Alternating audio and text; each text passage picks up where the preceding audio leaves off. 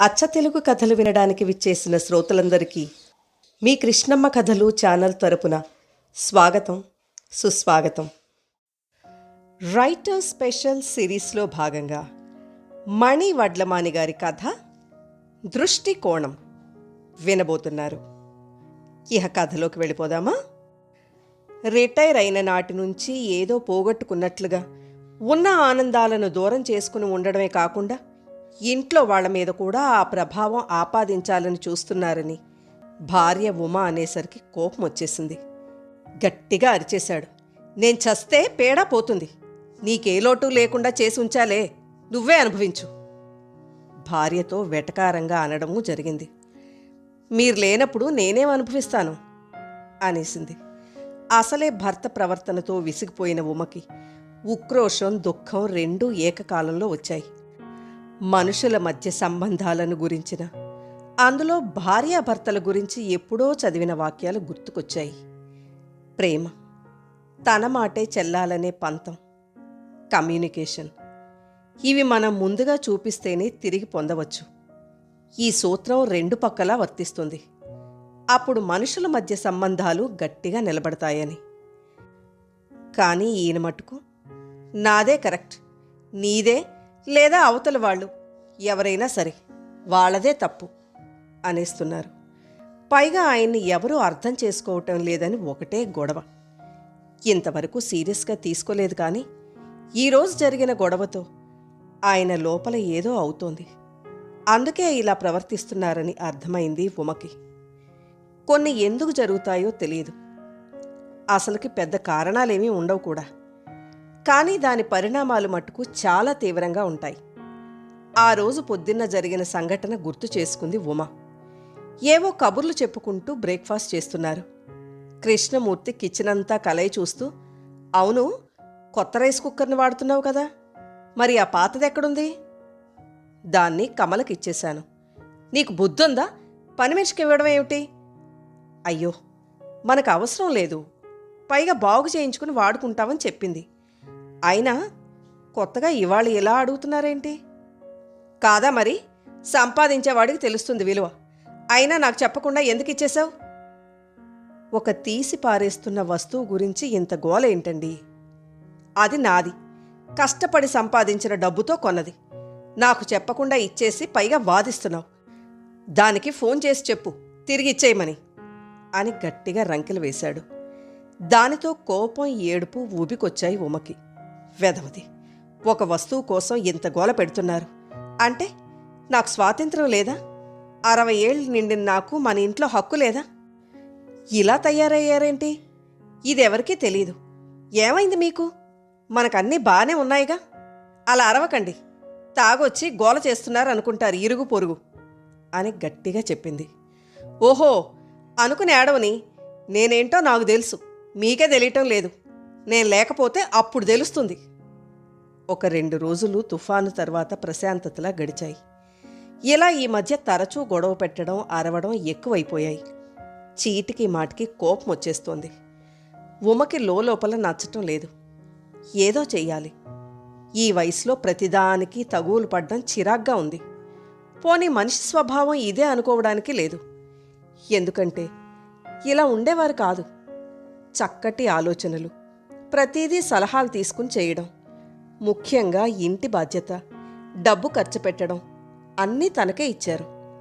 చుట్టాల్లో మంచి పేరు, ఆఫీస్లో ఎంతో గౌరవం పొందిన వ్యక్తి ఈ మధ్య ఇలా ప్రతి విషయం పట్టించుకోవడం వింతగా అనిపిస్తోంది. మరి ఈ మార్పుకి కారణం ఏమిటో? అదే అంతుపట్టకుండా ఉంది. పోనీ పిల్లలకి చెప్తే, వద్దులే, వాళ్ళు వాళ్ళ పనులతో బిజీగా ఉన్నారు అనిపించింది. నిజానికి అతని మీద కంప్లైంట్స్ ఇవ్వడానికి మనస్కరించలేదు. నిండైన వ్యక్తిత్వం, హుందాగా ఉండే స్నేహితురాలు రమతో పంచుకోవాలనిపించి రమకి మొత్తం విషయం చెప్పింది. దిగులు పడకుమా, నేను కూడా ఈ మధ్య చదివాను, కొంతమందికి ఈ వయసులో మూడ్ స్వింగ్స్ ఉంటాయిట. నీకు తెలియందేముంది, మరీ ఆలోచించకు, ఆరోగ్యం దెబ్బతింటుంది. ఒక్కోసారి వాటంతట అవే సర్దుకుంటాయి. కృష్ణ గురించి మనకు తెలుసు కదా. పైగా నువ్వు బాగా మనుషుల్ని పరిశీలిస్తావు, గమనిస్తూ ఉండు. దాన్ని బట్టి పరిష్కారం కూడా దొరకచ్చు అంది. అవును, అదే బెటర్ అనుకుంది. కొన్ని రోజులు గడిచాయి. ఓ రోజు పొద్దున్నే, ఇదిగో మా ఫ్రెండ్ చెప్పాడు యోగా మెడిటేషన్ సెంటర్ గురించి, నేనెళ్ళి జాయిన్ అవుతాను అక్కడ అన్నాడు. ఎన్ని రోజులుంటారు? ఉంటాన్లే బానే, నీకు నా బెడద తప్పుతుంది. ఉమ ఏమీ సమాధానం చెప్పలేదు. మనసులో మట్టుకు అనుకుంది, పోనీలే, మార్పు మంచిదే, అంతేకాదు అవసరం కూడా. వెళ్ళిరాని, అనుభవం వస్తుంది అనుకుంది.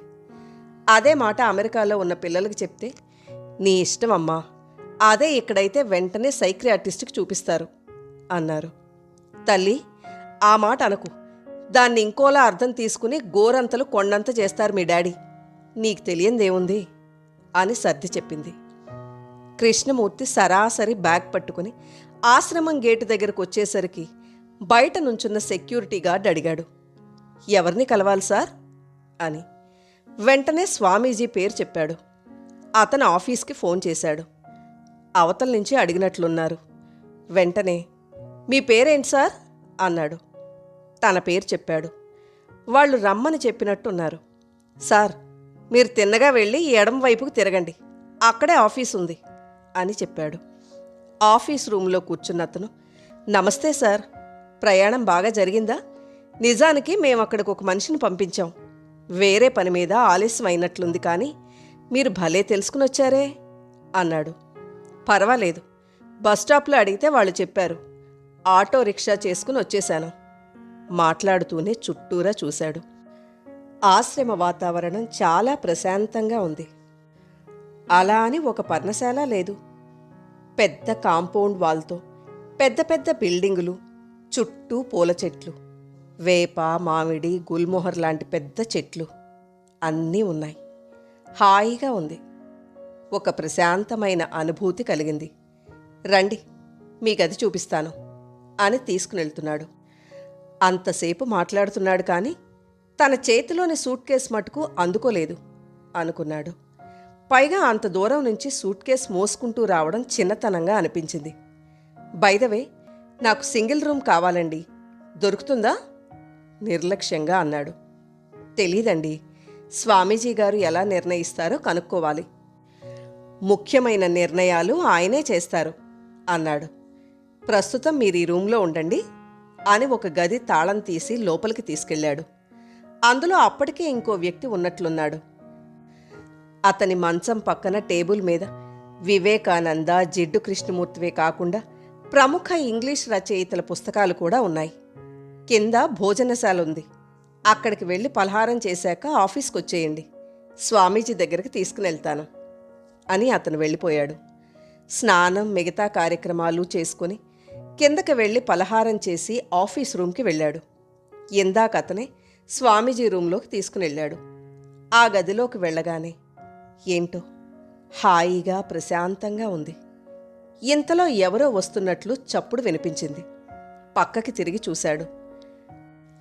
ఎందుకో స్వామీజీ రూంలోకి వెళ్ళగానే ఒక అనూహ్యమైన భావం కలిగింది.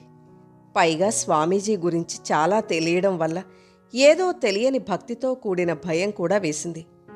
టీవీల్లో చూసిన ఆయనను చూడగానే 2 చేతులెత్తి నమస్కారం పెట్టాడు. ఆయన కూడా, ఓ కృష్ణమూర్తి గారు మీరేనా అన్నారు. గంభీరంగా ఉన్నా మృదువుగానే మాట్లాడారు. సరే, మీరు ఎందుకు ఆశ్రమ జీవితం కోరుకుంటున్నారు? శాంతి కోసం, ప్రశాంత జీవనం కోసం, అలాగే ఏ బరువు బాధ్యతలు లేకుండా ఉండడం కోసం. పైగా ఇంతకాలం మూసి మూసి అలసిపోయాను, నేను రిలాక్స్ అవ్వాలి, అందుకు ఇదే మార్గం అనిపించింది. మరి మీ ఇంట్లో మీ భార్య పిల్లలు ఒప్పుకున్నారా? ముందు వద్దు అన్నారు, తర్వాత సరే అన్నారు. నాకు మమకారాలకు దూరంగా ఉండాలని ఉంది, అందుకు తగ్గ బోధన చేయండి, నేను దానికోసమే వచ్చాను. సరే, మీకు ఆశ్రమ నిబంధనల గురించి మా శిష్యులు చెబుతారు అంటూ లేచి వెళ్ళిపోయారు స్వామీజీ. రోజులు గడుస్తున్నాయి. ఆశ్రమంలో ఉన్న కృష్ణమూర్తికి ఏదో అశాంతి. తను అనుకున్నది జరగడం లేదు. కారణం, ముక్కు మూసుకుని ఒకచోట ప్రశాంతంగా కూర్చోవడం కాదు ఇక్కడ పద్ధతి. ఎవరి వయసుకు తగ్గట్లు వారు పనులు చెయ్యాలి. ముఖ్యంగా ఎవరి పని వాళ్లే చేసుకోవాలి. అది నచ్చటం లేదు. ఆశ్రమ జీవితం అంటే హాయిగా ఉంటుందనుకున్నాడు. హాయి అంటే ఏ పని చేయకుండా ఉండడం, పైగా డబ్బు కూడా కడుతున్నాడు. ఇంతలో హలో అంటూ రూమ్మేట్ హరిచరణ్ వచ్చి పలకరించాడు. వయసు ఎంతుంటుందో గాని భలే యాక్టివ్గా ఉంటాడు. ఏదో ఒక పని చేస్తూనే ఉంటాడు. ఉండబట్టలేక అడిగాడు, మీరింత హ్యాపీగా ఎలా ఉంటారు? మీకు భయం లేదా? భయమా? దేని గురించి? లుక్ కృష్ణ గారు, నేను జీవితంలో చాలా పొందాను, పోగొట్టుకున్నాను. బట్ రెంటిని సమంగా చూశాను. అందుకే నాకు భయం లేదు. ఆ జవాబు పెద్దగా రుచించలేదు. అయినా అతని గురించి నాకెందుకు అనుకుని వెళ్ళిపోయాడు. వెళ్ళిపోతున్న కృష్ణమూర్తినే చూస్తుండిపోయాడతను. వాళ్ల సంభాషణ అంతా పక్కనే ఉన్న చెట్టుకి పాదులు చేస్తున్న స్వామీజీ విన్నారు. రోజూ రాత్రి పలహారాలయ్యాక స్వామీజీ ఆశ్రమంలోని వారితో 1 గంట మాట్లాడతారు. ఎప్పటిలాగే ఆ రోజు కూడా అలా మాట్లాడుతూ ఒక్కొక్కరిని, జీవితాన్ని ఏ విధంగా చూస్తారు, మీ దృష్టికోణం ఏమిటి అని ప్రశ్న వేశారు. అప్పుడు ఒక్కో వ్యక్తి ఒక్కో విధంగా చెప్పారు. కృష్ణమూర్తి వంతు వచ్చింది. అప్పుడు చెప్పాడు, ఏదో అశాంతి. ఇక నా పని అయిపోయింది. నేను దేనికి పనికిరానేమో అనిపిస్తోంది. అందుకోసం ఇక్కడ చేరాను. మీరు ఏదో బోధన చేస్తే దాన్ని అనుసరిద్దామని. చివరిగా, హరిచరణ్, మీరు చెప్పండి అన్నారు స్వామీజీ. నమస్తే అందరికీ. నా గురించి ఏమీ లేదు చెప్పడానికి.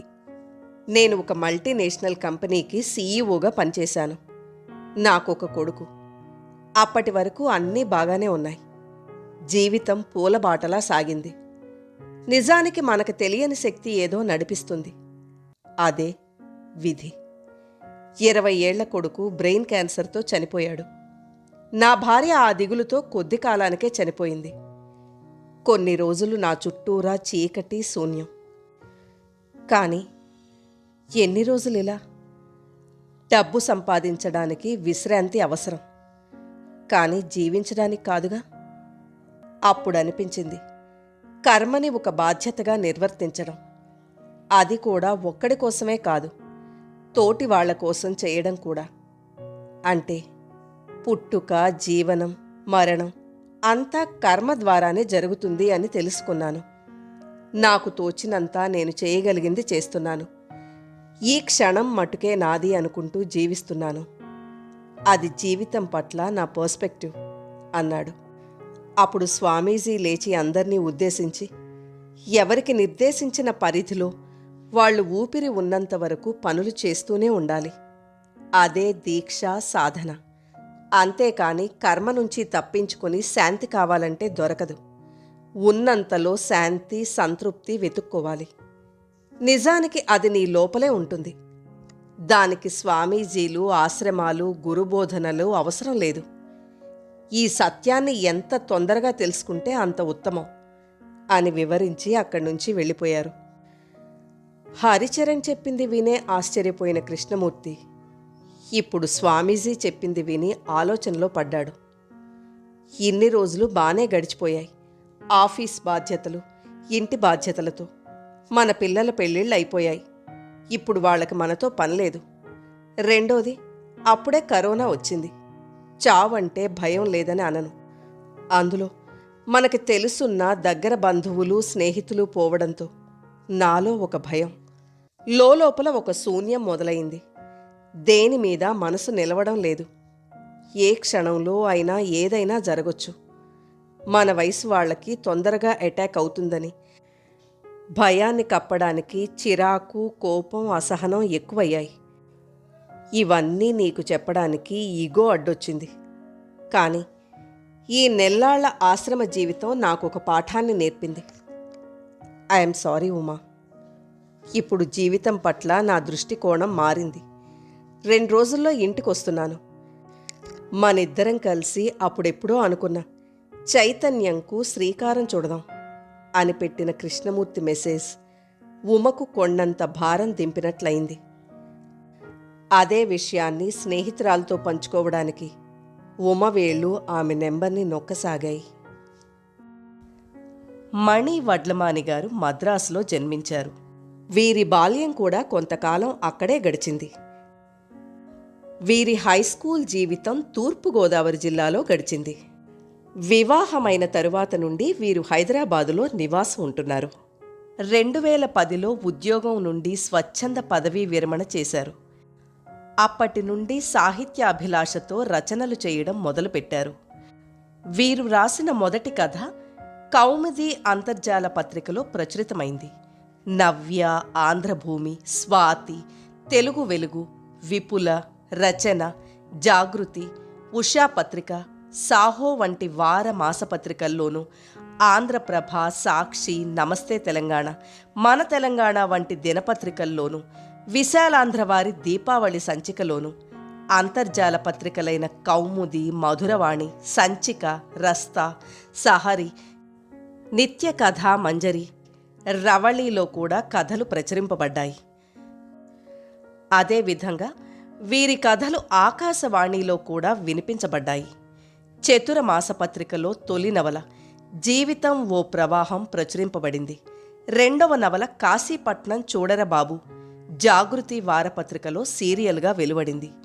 మూడవ నవల ప్రయాణం ఆంధ్రప్రభ దినపత్రిక ఆదివారంలో ప్రచురితమైంది.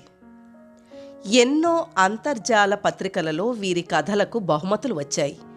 త్వరగా ఫౌండేషన్ వారు నిర్వహించిన కథల పోటీలో ఉత్తమ బహుమతి, విశాఖ సంస్కృతి వారు నిర్వహించిన కథల పోటీలో ఉత్తమ బహుమతి, విశాలాక్షి మాసపత్రిక నిర్వహించిన కథల పోటీలో మొదటి బహుమతి, ఇలా ఎన్నెన్నో బహుమతులను గెలుచుకున్నారు. ఇప్పటిదాకా రాసిన కథల సంఖ్య దాదాపుగా 100కు పైన ఉన్నాయి. వీరి కథలు వాత్సల్య గోదావరి, కాశీపట్నం చూడరబాబు, మనం, గెలుపు గాయాలు పేర్లతో కథా సంపుటిగా వెలువడ్డాయి.